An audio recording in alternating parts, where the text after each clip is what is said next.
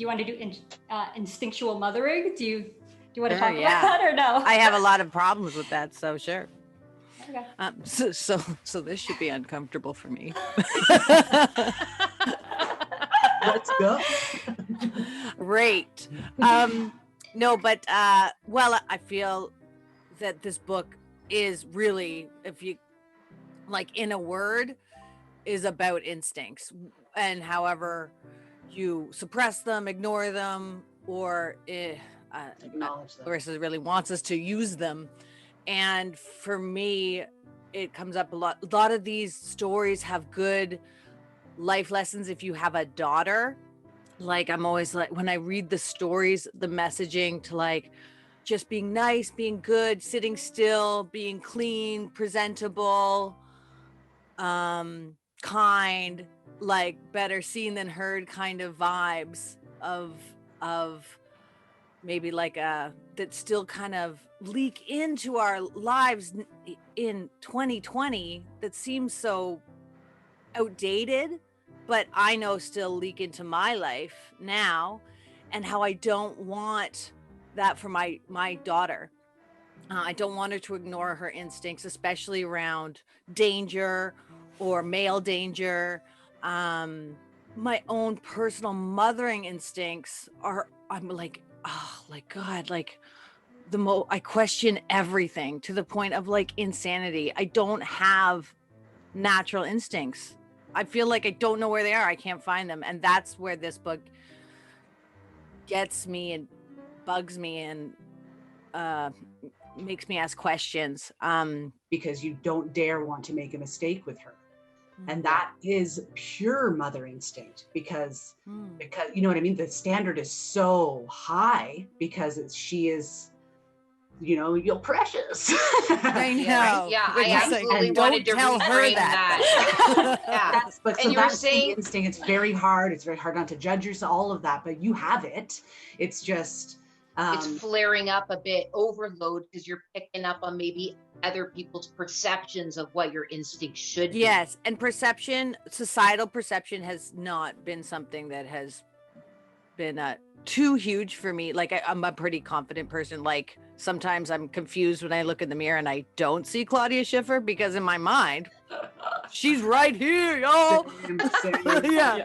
So like I have like a unbalance there in like a positive mindset about my own things and my own creative side and my own everything. So it's so unnerving. For the past 4 years of my life, I've been like, ooh, like what is happening? Like, who is this person? So I wonder if what you're noticing, just like, again, to circulate back to like what Kim was saying, that like, it's not a matter of you not having the instincts. The instincts are there. I'm wondering if you're just noticing it's really effing hard to be a mom because the way our society has been constructed, it demands of you to squash what your instincts are telling you. I think also what makes it even more complicated is that the children have their own instincts, and children are very in tune with their instincts. Yeah. And depending on how you were raised, or the people raised you in your life, like you know, I had two parents, one that allowed me to explore my own identity and be who I was, and one who wanted to control everything I did, and trying to squash the instincts and squash the individuality to conform. So it's tough too, because I think a lot of parents are judged on if your kids do A, B, C, D, and E, and that part is about control. And if you're trying to raise a kid that's in tune with their wild side and with their selves, you actually have to not control. You can't control people.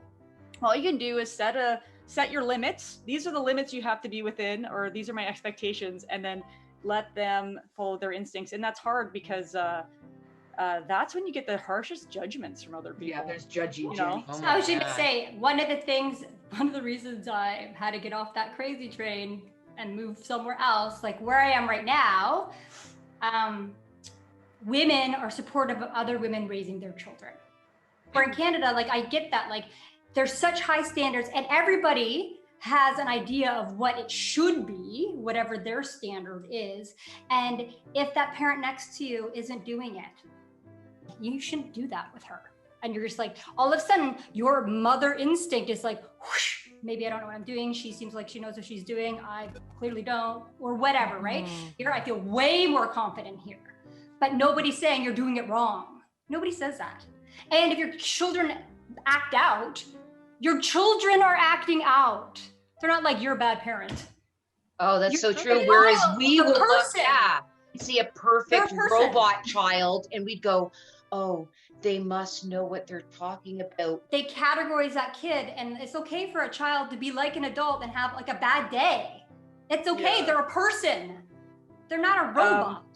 And the strangers are the worst because you're like, you don't know me or my kid. Like my oldest daughter got scolded by a stranger for cutting her own hair. But we've been letting her cut her hair for like a year. You know, she knows what she likes. She wants to look like a bald man. So she just cuts it all on the top and a little bit on the side. I love her so much. But all over that, not the undercut. And this, you cut your own hair, you naughty girl or something. She's looking at me, I was like, it's her body. I was like, it's my body. I can do what I want with that. But it's hard because we're told to teach our children to that they're in charge of their own body and all that stuff. But then we're like, except you have to look this way and dress this way and act this way. Always look pretty. Say this way. Yeah. And nice. And then you have all these people judging you. I don't really succumb to outsider judgment. I really am someone who always considers the source. So in this case, it's not outsiders that's the problem. It's my internal unsuredness. Yeah, questioning yourself. Yeah, like if someone came up to me and said you're doing that wrong, I'd be like, it's just not. I've like, just I don't always know been you. that way. I don't care what other people think, Yeah. That's true. but I care that I don't know what I think. Yeah. Does that make sense? Right. Oh. Yeah. I felt like that as well before. Like, and also maybe it's okay. Maybe it's okay that you don't know. Maybe giving yourself that permission too could relieve the constant, you know. Also giving myself permission that she is her own being, which you guys touch on, like that. It's not all nurture. I'm Well, and putting if a it's based- lot of it on nurture, If and it's she based- just is her own being. Yeah. Right. Some of the biggest feelings I get as a parent, I realize has nothing to do with my children. If I look deeper and really start thinking about that feeling and when it happened, it has to do with my own past trauma. And that just brings us back to the idea of rewilding after past trauma. And that's probably what it's more about. It has nothing to do with the kid. Nothing to do with her Less at about all. that. It's about something deep inside that maybe you haven't figured out yet. Don't have Completely. childhood memories because of my Oh, your childhood epilepsy. medical condition, so that might be the problem. Yeah. But maybe you can get some storytelling going in the family. Use what Estes says. I don't trust y'all. Storytelling. Do you, Kara? I'll tell Yeah. you all the wonderful stories about how you love mashed potatoes and you would just keep shoveling them and you love them so much you wouldn't want to swallow. So you just, and we'd look over and you were the cutest thing, just filled with mashed potatoes for later. I'm filled with mashed potatoes today. I had them for breakfast. Book interrupted. Maxie asked me to put her hair in a ponytail, and then I found lice. And then she looked in my hair, and we also found lice. Yay! So I spent the morning picking bugs out of my daughter's hair and putting this stuff on our head. So that's my interruption. I've now spent my entire morning dealing with lice. Hopefully this stuff works. On Book Interrupted. I'd like to finish with just a little quote from the Vasilisa story about choosing your friends and your lovers wisely.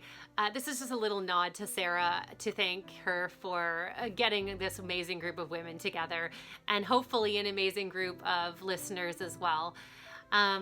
So this says that the quote is, "Lovers and friends who support the creatura in you, these are the people you are looking for."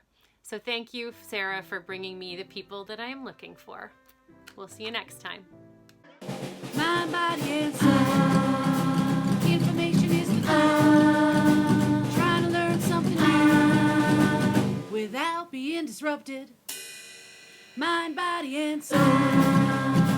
Inspiration is the goal. And we're gonna talk it out on Book Interrupted.